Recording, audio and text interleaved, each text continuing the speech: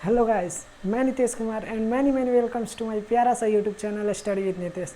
दोस्तों, हम लोग जैसा कि स्टार्ट किए थे जो फिजिक्स का फर्स्ट चैप्टर है इलेक्ट्रिक चार्ज एंड फील्ड, वैद्युत आवेश तथा क्षेत्र, उसमें हम लोग देख लिए चार्ज क्या है, प्रॉपर्टीज ऑफ चार्ज और बहुत सारे टॉपिक देख लिए। आज एक बहुत ही इंपॉर्टेंट टॉपिक ले आए हैं और बहुत ही मज़ेदार टॉपिक है जिसको आपको बहुत दिनों से इंतज़ार है और आपको भले ही समझ में ना आता हो, लेकिन आज इस वीडियो में आपको पूरे कॉन्सेप्ट्स बिल्कुल क्रिस्टल एंड क्लियर हो जाएंगे। तो आज हम लोग लाए हैं जो टॉपिक है वो है कूलम्स लॉ, कूलम का नियम। देखते हैं आज कूलम्स लॉ होता क्या है। पहले हम लोग चैप्टर का नाम डालते हैं। चैप्टर का नाम क्या था? Electric charge and field.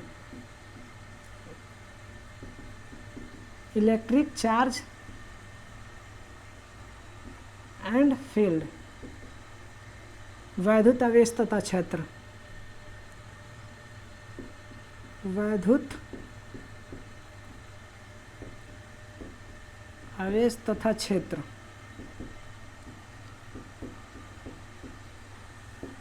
इसमें हम लोग पढ़ने वाले हैं what is Coulomb's law. Coulomb's law क्या होता है, कूलम्स का नियम क्या होता है। ये इतना इम्पोर्टेंट टॉपिक है कि हर एग्ज़ाम हर बार बिहार बोर्ड में बिल्कुल आता ही आता है, और वो भी डेरिवेशन करने के लिए देता है, 5 नंबर में देता है। तो ये बहुत ही इंपॉर्टेंट क्वेश्चन है, इसको हम लोग को करना बहुत ही ज़रूरी है। अगर हम लोग ये नहीं करते हैं, इस टॉपिक को स्किप कर देते हैं, तो या मानिए मेरा 5 नंबर स्किप हो जाता है। इसलिए हम इस वीडियो को ज़रूर देखिए आप लोग और कूलम्स लॉ को क्लियर कीजिए। तो कूलम्स लॉ स्टार्ट करते हैं हम लोग। कूलम्स लॉ,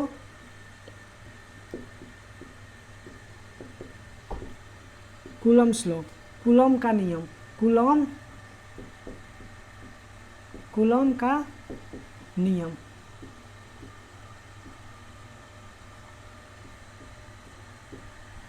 देखिए, इस नियम के अनुसार ये बताया गया है, मानिए कि 2 चार्ज है, तो दोनों चार्ज आपस में क्या करते हैं? आकर्षित या विकर्षित करते हैं।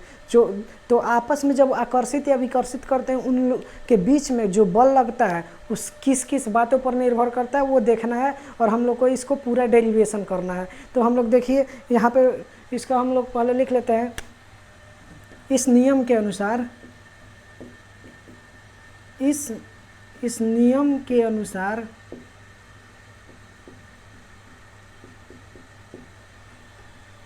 यह बताया गया है कि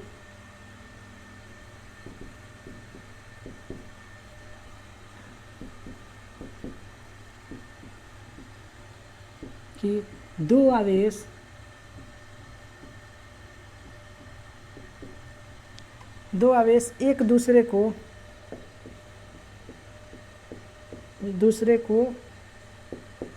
आकर्षित या विकर्षित करते हैं। क्या करते हैं? विकर्षित करते हैं। इस नियम के अनुसार यह बताया गया है कि 2 आवेश एक दूसरे को आकर्षित या विकर्षित करते हैं, और हम लोग ये इसके प्रॉपर्टीज़ में भी पढ़े थे। अगर 2 समान चार्ज रहेगा, सेम चार्ज रहेगा, तो ये क्या करेगा? विकर्षित करेगा, और 2 असमान चार्ज रहेगा, आवेश रहेगा, तो क्या करेगा? वो आकर्षित करेगा। तो जिसमें 2 समान आवेश एक दूसरे को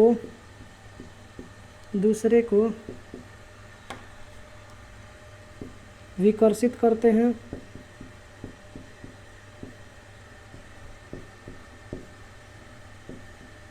तथा 2 असमान चार्ज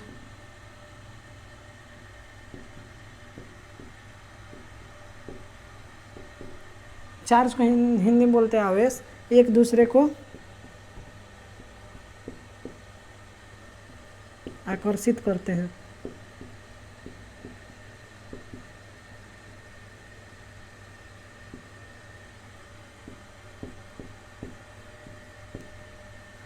और इनके बीच में जो लगने वाला बल है,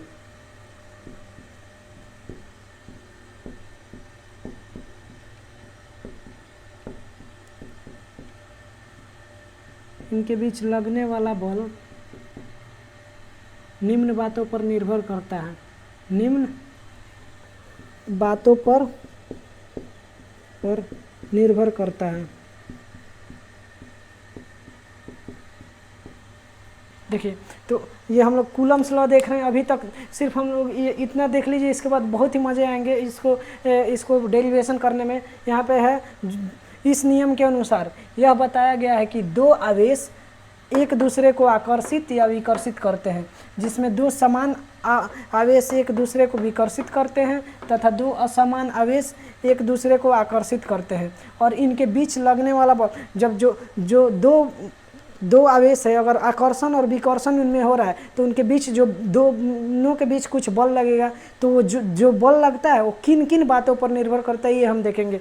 पहले इसको नोट डाउन कीजिए, उसके बाद हम लोग आगे चलते हैं। देखिए, आगे हम लोग लिखते हैं, देखिए माने ये दो आवेश है, फिगर बड़ा बनाते हैं, ये दो आवेश है,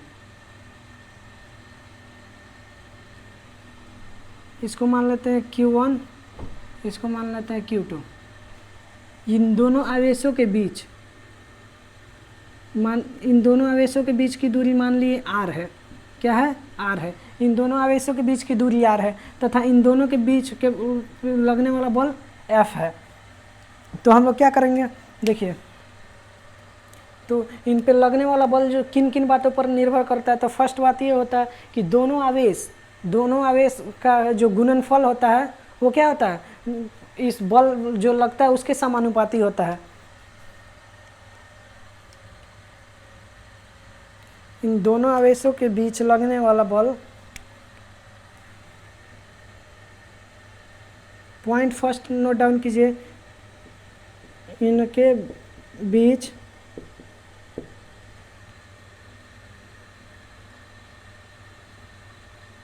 लगने वाला बल दोनों आवेशों के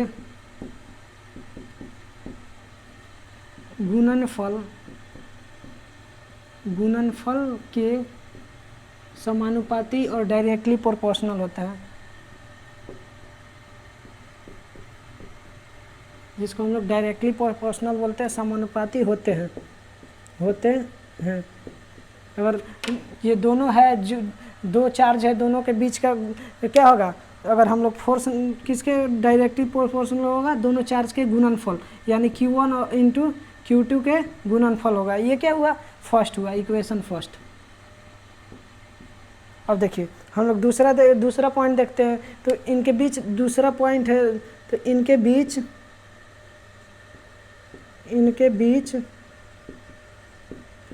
लगने वाला बल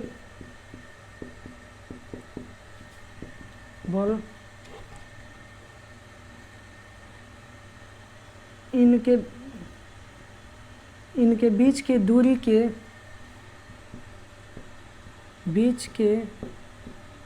के वर्ग के समानुपाती होता है। व्युत्क्रमानुपाती और इन्वर्सली प्रोपोर्शनल होता है। वर्ग के व्युत्क्रमानुपाती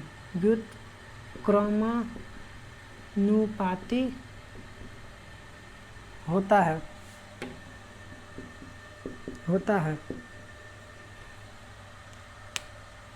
Therefore, second F equal to F inversely proportional R²। इनके बीच की दूरी R है, और ये दूसरा इक्वेशन क्या बोल रहा है कि इन दोनों के बीच की जो दूरी है उसके वर्ग के बराबर जो बल लगेगा उसका इन्वर्सली प्रोपोर्शनल होगा। तो ये क्या हो गया, इक्वेशन 2 हो गया। ये हो गया इक्वेशन 2। अब हम लोग देखते हैं, एक और पॉइंट है कि इन दोनों के बीच के माध्यम जो बल है, इन दोनों के बीच के माध्यम पर भी निर्भर करता है। इनके बीच लगने वाला बल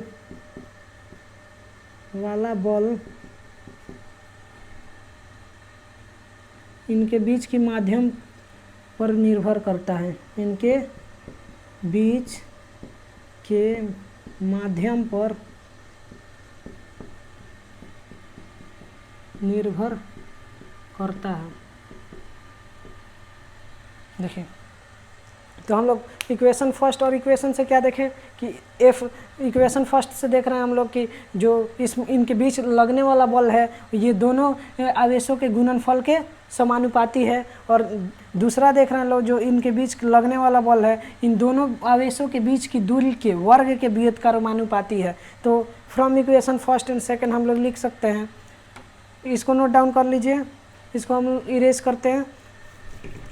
अगर नोट नहीं हुआ होगा तो पीछे बैक करके वीडियो पॉज करके नोट डाउन कर सकते हैं आप लोग।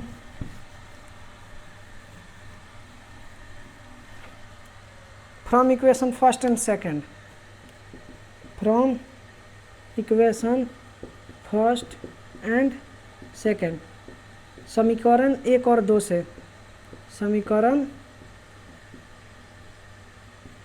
1 और 2 से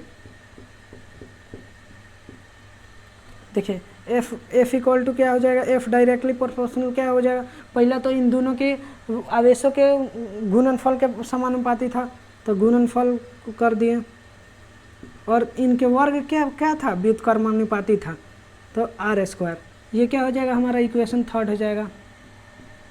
अब देखिए ये जहाँ ये डायरेक्टली प्रोपोर्शनल, अगर हम F इक्वल टू निकालते हैं तो F इक्वल टू क्या हो जाएगा, हमको यहाँ पे इसको हटाने के लिए कुछ कांस्टेंट रखना पड़ेगा, तो कांस्टेंट के रख दिए, ये समानुपाती नियतांक है, जब दोनों समानुपाती रहता है तो इसको समानुपाती नियतांक रखते हैं, जिसके लिए हम लोग के रख दिए, तो के equal to Q1 into Q2 हो जाएगा अपन R², Q1 into Q2 upon R² हो गया, ये क्या हो गया इक्वेशन फोर्थ।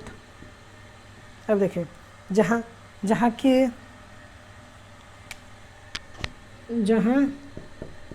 के एक समानुपातिक नियतांक है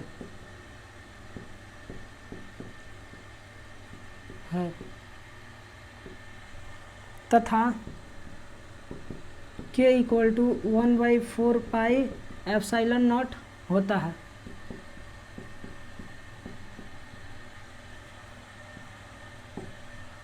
तो अगर k equal to 1/4 pi epsilon naught होता है तो f का एक और फार्मूला हमारे पास निकल जाएगा, तो f इक्वल टू क्या हो जाएगा, k का मान क्या आ गया 1/4 pi epsilon naught into Q1 into Q2 upon R², ये हमारा क्या हो गया फार्मूला निकल गया।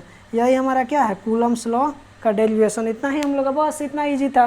देखेंगे कि अगर दो चार्ज है, दो आवेश है, तो दोनों के इनके बीच में लगने वाला बल होगा वो दोनों के पहले दोनों आवेशों के गुणनफल के समानुपाती होगा, और दूसरा पॉइंट देखेंगे इनके बीच की दूरी जो है r, इसके वर्ग के व्युत्क्रमानुपाती होगा इसके बीच लगने वाला बल। तो ये दोनों को from equation first and second हम लोग कर दिए, F डायरेक्टली प्रोपोर्शनल हो गया Q1 into Q2 upon R², इसको इक्वेशन थर्ड मान लिए। अब इसको प्रोपोर्शनल हटाने के लिए हम लोग एक के समानुपातिक नियतांक रख दिए, जिसका मान क्या है 1/4 पाई एप्सिलॉन नॉट है। तो अगर 1/4 पाई एप्सिलॉन नॉट रखते हैं के जगह पे, तो हमारा फॉर्मूला क्या निकल गया, F equal to 1/4 pi epsilon naught into Q1 Q2 upon R²। यही था हमारा कूलम्स लॉ।